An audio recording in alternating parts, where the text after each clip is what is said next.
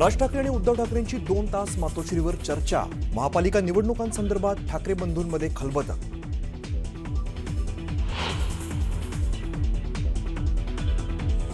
महापालिकेसाठी उमेदवारी अर्ज भरण्याची वेळ अखेर संपली. सर्वच पक्षांना बंडखोरीची लागण.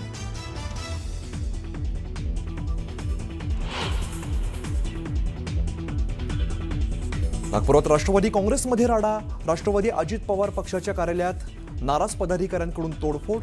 तिकीट न मिळाल्यामुळे रागाच्या भरात थेट पक्ष कार्यालयातील टीव्ही आणि काच फोडली.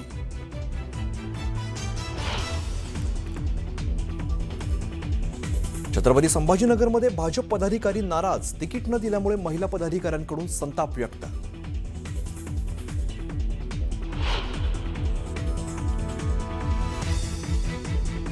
नवी मुंबई, संभाजीनगर, जालना आणि पिंपरी चिंचवडमध्ये शिवसेना आणि भाजपाची युती तुटली. जागावाटपाची बोलणी फिसकटल्यामुळे लढणार स्वबळावर.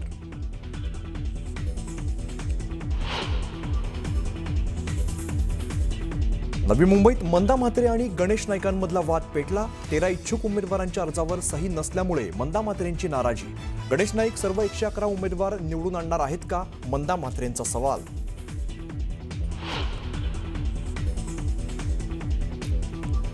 आरपीआयच्या नेत्यांनी फाडले भाजपाचे बॅनर्स. युती न झाल्यामुळे कार्यकर्ते संतप्त.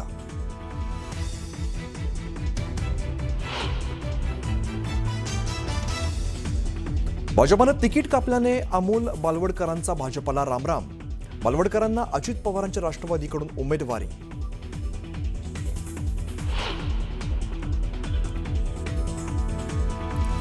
आणि पुण्यातील कुख्यात गुंड गजा मारणे आणि बंडू अंदेकरच्या कुटुंबातील सदस्यांना उमेदवारी. गजा मारणेची पत्नी तर बंडू अंदेकरची सून आणि भावजेने भरला उमेदवारी अर्ज.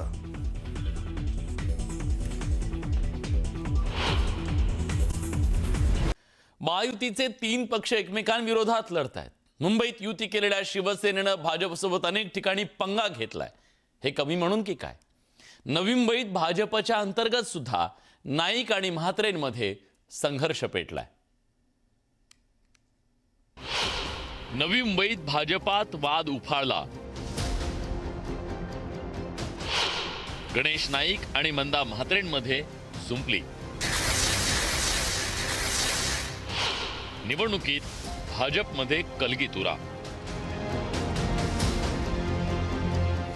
नवी मुंबई महानगरपालिकेच्या निवडणुकीत भाजपात पक्षांतर्गत राजकारण उफाळून आलंय.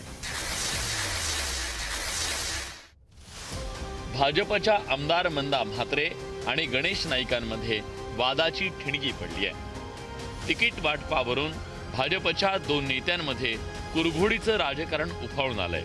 यावरून आरोप प्रत्यारोपांच्या फैरी झडू लागल्यात. मला सांगा, 111 तिकीटे निवडून आणणारे नेते आहेत का?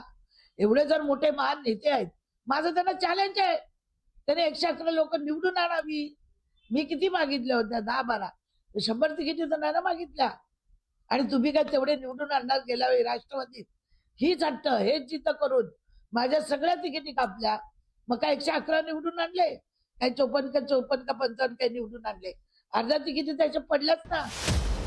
मंदा म्हात्रे यांच्या निकटवर्तीय 13 इच्छुक उमेदवारांना स्वाक्षरी नसलेले एबी फॉर्म देण्यात आल्याचा आरोप केला जातोय. यावरून नाराज इच्छुकांनी भाजप जिल्हाध्यक्षांना जाब विचारला. 20-20 लाख माझ्याकडून घेते का राजेश ठाकूरनी? त्याच्याकडे पैसा नाही, तो तुम्ही त्याला देता तिकीट? म्हणजे तो बीजेपी वाला आहे का? पहिले ते कन्फर्म करा ना. 6 महिने नाही झाला, 10 बॅनर लावले, झाला बीजेपी वाला. त्याचे निवडून येतो बघू ना आपण. चॅलेंज लावून ताई येत आमच्या मागं, आम्ही चॅलेंज देतो सर.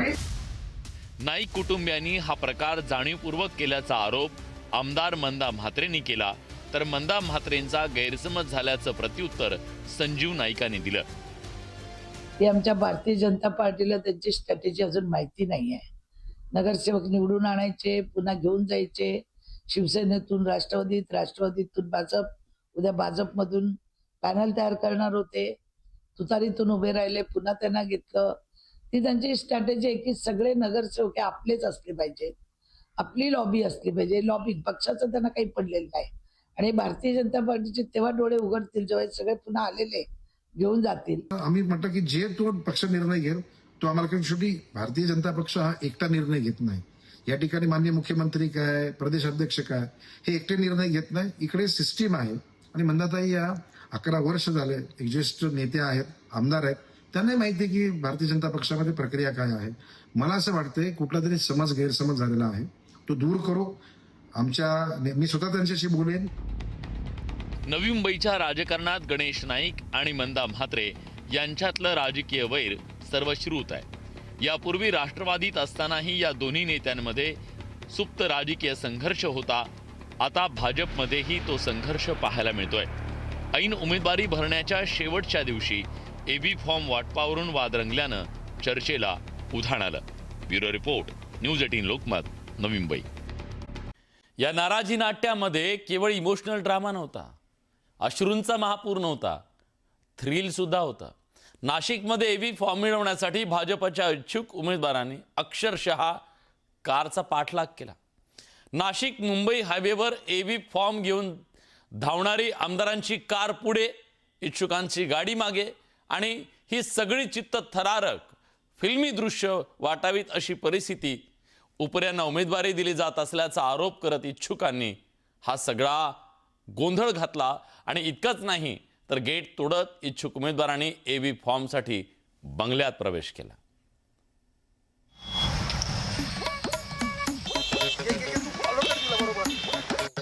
हा उमेदवार आपल्याला पाहायला मिळतोय. प्रचंड गोंधळ जो आहे तो या ठिकाणी उडालेला आहे. आपण बघतोय प्रचंड संताप जो आहे लाथा मारतोय. नाशिकमध्ये एबी फॉर्मवरून भाजपमध्ये मोठा राडा झाला. एबी फॉर्म मिळवण्यासाठी पाठलागाचा थरार नाशिक मुंबई हायवेवर पाहायला मिळाला. एबी फॉर्म घेऊन आमदार सीमा हिरे, आमदार राहुल ढिकले आणि पदाधिकारी कारमधून जात होते, तर इच्छुक उमेदवार त्यांचा पाठलाग करत होते. एका इच्छुक उमेदवारानं हायवेवरून धावत पाठलाग करण्याचा प्रयत्न केला. नाशिकच्या डीमार्ट परिसरापर्यंत आता आपण आलेलो आहोत. नाशिक मुंबई महामार्ग आहे. नाशिक मुंबई हायवेवरचा हा सगळा राडा गेल्या काही तासांपासून सुरू होता. काही वेळापूर्वी 2 गटामध्ये तुंबळ हाणामार जी आहे ती देखील एबी फॉर्मवरून या ठिकाणी झाली होती. जे बाहेरून आलेले लोक आहेत, अर्थात जे निष्ठावान आहे, त्यांना डावललं जातं अशा प्रकारचा आरोप आहे. आणि जे आयाराम आहे त्यांना ऐन वेळेवरती उमेदवारी दिली जाते. आणि यामुळे हा सगळा राडा जो आहे तो काही तासापासून सुरू आहे. त्याची ही सगळी दृश्य जी आहे ती आपण न्यूज 18 लोकमतवर बघतोय. एबी फॉर्म घेऊन अखेर आमदार आणि पदाधिकाऱ्यांनी धावत पळत एका बंगल्यात प्रवेश केला आणि बंगल्याचं गेट बंद केलं. तोपर्यंत सर्व इच्छुक तिथं धडकले.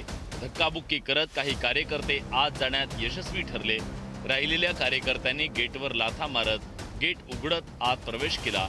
गेट तोडण्यात यशस्वी ठरलेले निष्ठावंत कार्यकर्ते एबी फॉर्म मिळवण्यात यशस्वी ठरले की नाही हे कळू शकलं नाही. मात्र 2 कोटींमध्ये तिकीट विकण्यात आलं असा आरोप इच्छुक उमेदवारांनी केला. 2 कोटी रुपये घेऊन तिकीट देता, आम्ही काय करायचं? विश्वास नांगरे सारख्या माणसाला 2 कोटी काय पक्षी संबंध आहे? निवडणूक आम्ही घेतले. माझ्या भाऊ मोकात 17 मुलांना मोका दाखल झाला. पोलीस स्टेशन आम्ही विरोध असताना आम्हाला 4-4 तास बसून ठेवायचे. घेतल्याचा आरोप आपण केलाय. नेमकं काय झालं? नेमकं परत विश्वास नांगरे सारख्या माणसांनी 2 कोटी रुपये त्याला तिकीट देता. कालपर्यंत माझं तिकीट फायनल होतं.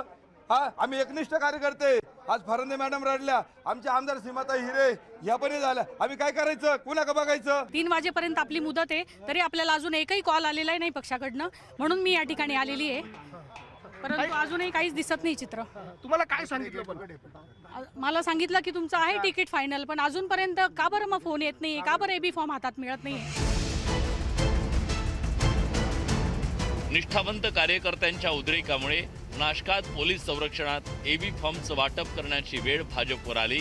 तर निष्ठावंतांना एबी फॉर्मसाठी पाठलाग करण्याची वेळ आल्यानं शिस्तबद्ध पक्ष म्हणणाऱ्या भाजपची चांगलीच नाचक्की झाली. उपऱ्यांच्या विरोधात निष्ठावंत आक्रमक झाल्यानं गिरीश महाजन यांना सारवासारव करावी लागली. बाहेरून अनेक लोक आलेले आहेत, पण या ठिकाणी आपण जे प्राधान्य आहे, प्रेफरन्स आहे, हा जुन्या लोकांना मोठ्या प्रमाणात दिलेला आहे. मोठ्या प्रमाणामध्ये आता काही एवढे मोठे सगळे लोक आलेले आहेत, बाहेरचे मोठे पदाधिकारी बाहेरच्या पक्षातले, तर त्यांनासुद्धा थोडंफार आपल्याला द्यावं लागेल. पण मी सांगेन तुम्हाला की 80% हे सगळे जुनेच लोक आहेत.